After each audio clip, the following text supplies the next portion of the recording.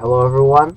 Today we'll be raising the argument: uh, federation or unities, unitary state.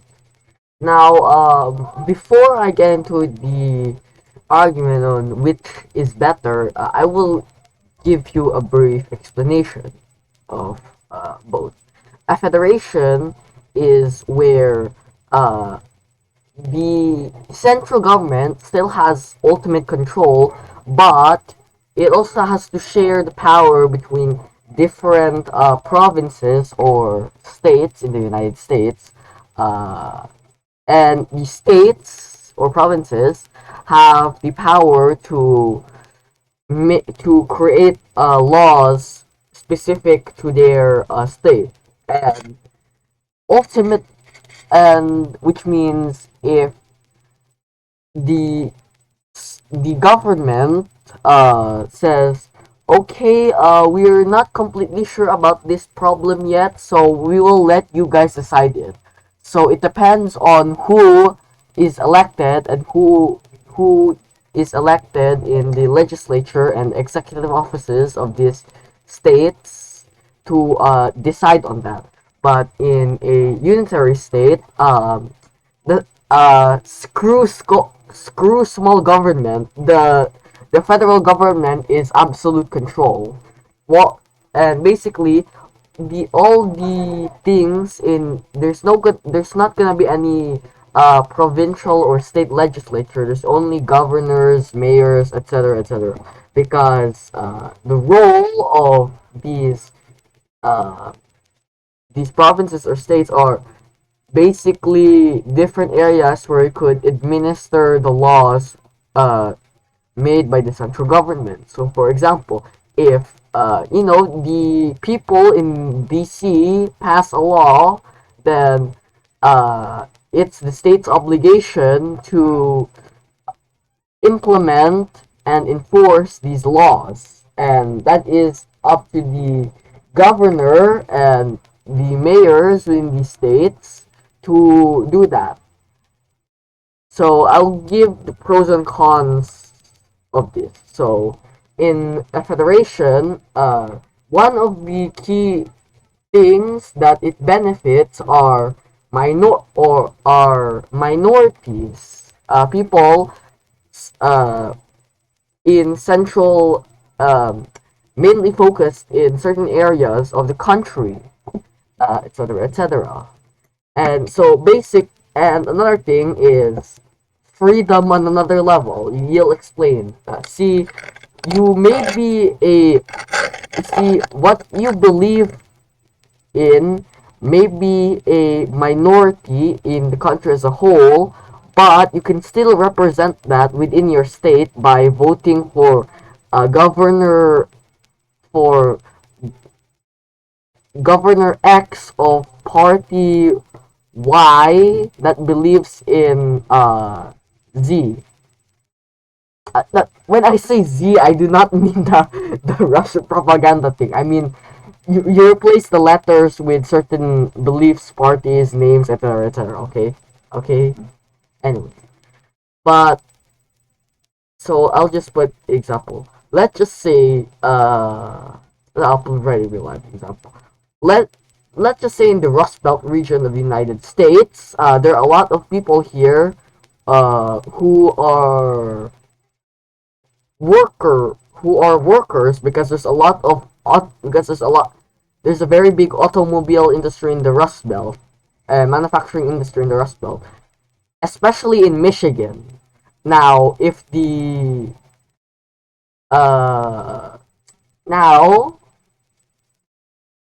I'll get into the cons. Let's just say the federal government passed a certain law that practically makes it able for certain jobs like automobile or manufacturing jobs to leave the country into other places in the world where there are cheaper labor, then these people are not going to be happy. So they may or may not elect a governor and legislature who says, yeah, we believe the same thing and maybe we should just leave the union or federation.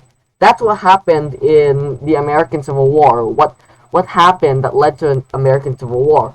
Basically, the southern states were very unhappy with the central government because they wanted to they because they thought that they were going to take away their slaves, so they seceded from the Union. Now, another thing I should say is maybe it's to a lesser extent, but still a very big problem. Let's just say the state governments outright refuse to follow the directive, the central government. Like I know another example. So the back then, I believe it's late 1960s, or yeah, I believe late 1960s, late 1950s. The U.S. started to desegregate its the classroom, and uh, the governor of Arkansas did not follow up on this, and they still and when this was happening, there was a lot of white supremacist protests in Little Rock, Arkansas. So the government had to mobilize and deploy the 101st Airborne and federalize the Arkansas National Guard to stabilize situations happening there. And eventually, it took another 2 years for of Little the classrooms and schools of Arkansas, especially in Little Rock High School in Arkansas, to be desegregated. Now, let's go to Unity State. So, Unitary State is especially beneficial to countries that are very homogeneous. But we all know that America is not homogeneous as a people because you have your people of English, Scottish, Welsh, German, Scandinavian, heck, even Hispanic descent. Like, there's so many identities in America. In fact, there are practically 15 of them. There's a video by a YouTuber named Mr. Z, which I recommend you watch, but that's not the topic. Basically, unitary state benefits countries that have a homogeneous population, and what it essentially does is what I said earlier. The central government is king. Local governments practically do not exist because there's no state legislature. Only governors, mayors, etc., etc. And basic and it allows things to be more quick. So if the central government passes law X, then every state or province within the country would have to follow up on that. Otherwise, consequences. But the problem is, you see, that people that are minorities in the entire nation but majorities in certain areas are going to be very underrepresented. And if there is some sort of instability, or let's just say the country breaks apart, then the effects are catastrophic and there's higher chances of it happening in the first place. Just take a look at Iraq. When it collapsed, it was very centralized.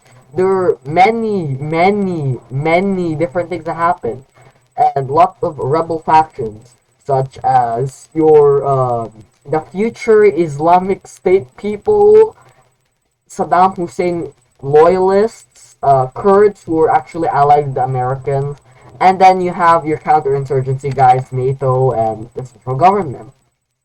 And yeah, so I'll express my personal opinion. I'm for federation.